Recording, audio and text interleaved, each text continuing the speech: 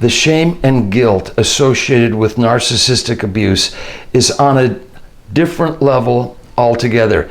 It is a fundamental aspect of a relationship with a narcissist, especially an intimate relationship.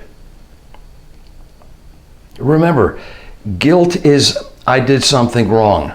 Shame is I'm a bad person. Together, they can have a devastating effect, leading to pain, sorrow, depression, and even suicide. In time, this form of abuse can leave you feeling isolated, dependent on them for any crumb of approval they might bestow upon you. You are essentially in a cult of one. They are the leader, you are the follower. They are above you, you are below. They are perfect. There was something wrong with you. They will never look like the villain. And if you react with anger to this abuse, you are the bad guy. And the narcissist is the victim. And it works every time.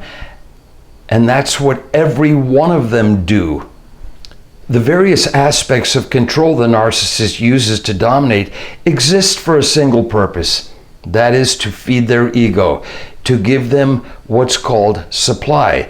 They literally feed off of your emotional expressions in a bizarre dance macabre. The pity is maybe you were just trying to get along. You certainly didn't imagine they were doing it intending to destroy you. In fact, on some level, you might have actually felt sorry for them. This need not indicate some pathology on your part. After all, the reality of the dynamic is you must suffer for suffering's sake.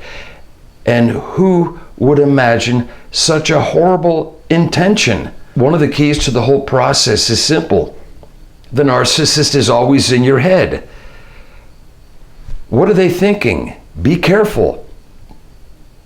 What's going to happen next? This type of existence is referred to as walking on eggshells. It is a metaphor referring to the ease in which eggshells are broken. It is analogous to walking on broken glass or thin ice. Always looking over your shoulder is a terrible place to inhabit. It is exhausting and will destroy your health.